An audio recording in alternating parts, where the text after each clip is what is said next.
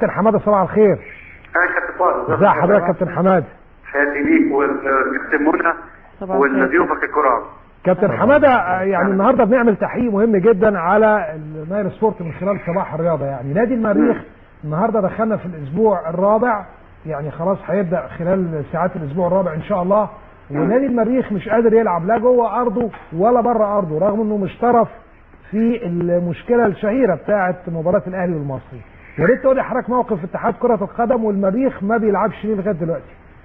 هو طبعا بيني وبينك القصه وما فيها ان واضح ان مدير امن بورسعيد الامور مش واصله مظبوطه، بمعنى عوده النشاط داخل بورسعيد هي عوده الحياه للناس داخل بورسعيد والامور تبقى طبيعيه. لكن واضح ان احنا طبعا محتاجين له زياره نوضح له القصه دي كلها. ده حتى هو كان رافض المسابقه الداخليه داخل بورسعيد. هو طبعا مدير الامن متخوف من حاجات كتير جدا، كل مدير امن دلوقتي خايف على نفسه. لكن احنا عاوزين نفهمه ان شعب بورسعيد وجماهير بورسعيد وانديه بورسعيد نفسها هي عاوزه تحافظ على الدوري وهي عاوزه تحافظ على البطوله. هي الكلام ده بس عاوز نديله ايه؟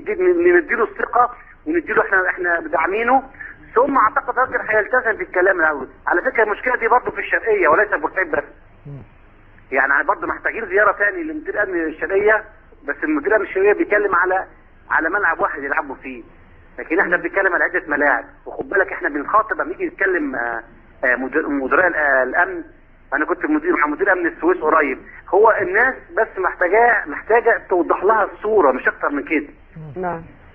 كابتن حماده، يعني هل ممكن تستجيبوا لطلب نادي المريخ انه يلعب المباريات في الدور الاول على يعني خارج ارضه، على ان يلعب كل مباريات الدور الثاني داخل بورسعيد؟ بص حضرتك، ده واحد من الحلول، لكن احنا هنحاول نحل الحل الاولاني اللي احنا نروح لمدير امن بورسعيد نقعد معاه. هنحاول الاسبوع الجاي ان شاء الله باذن الله ننسق معاه، اول الاسبوع ده ان شاء الله باذن الله ننسق ميعاد معاه ونوضح له الصوره. لو الصوره عنده مش واضحه ونعرف الاسباب ايه، لو الاسباب اللي احنا مش مقتنعين بيها نرجع لوزير الداخليه، لو احنا اقتنعنا بالاسباب ممكن ناخد بالاقتراح ده. نعم. اتفضل. طيب انا هسالك السؤال التقليدي كابتن حماده، دلوقتي اصبح يعني حديث الشارع المصري كله.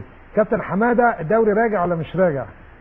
بص يا كابتن طارق، احنا واخدين قرار كمجلس اداره اتحاد مع الانديه دوري ممتاز ان شاء الله باذن الله. الحد الاقصى للدوري 15/12 واحنا الجداول عندنا جاهزه. هذا الموعد يا كابتن حماده اصبح فيه دلوقتي اتفاق على الدستور يوم 15 ديسمبر، في اتفاق على الدستور حسب اعلن السيد رئيس الجمهوريه امس. يبقى احنا في ظرف استثنائي، يعني ممكن ناجله شويه لهذا الظرف. خد بالك الدستور بالنسبه لنا جالنا مفاجاه، يعني ما كانش برضه محطوط في الفتره دي، لكن احنا بالنسبه لنا ملتزمين، واعتقد الداخليه ان شاء الله باذن الله. طب يعني تاجل قد ايه يا كابتن حماده؟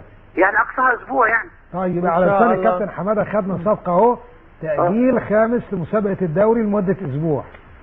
لا استنى بس ما تاخدنيش في الوقت. ليه حضرتك اللي قلت؟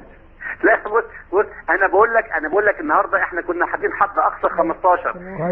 احنا برضو مش عايزين نقول اسبوع، لا احنا عندنا مجلس اداره وبنقرر من خلال مجلس الاداره. انا بقترح كشخصي، بقول هنأجل اسبوع نظرا للظروف احنا فيه بس. طبعا اكيد مش اقل من لكن ما ناخدش قرار اللي احنا هيبقى اسبوع يعني.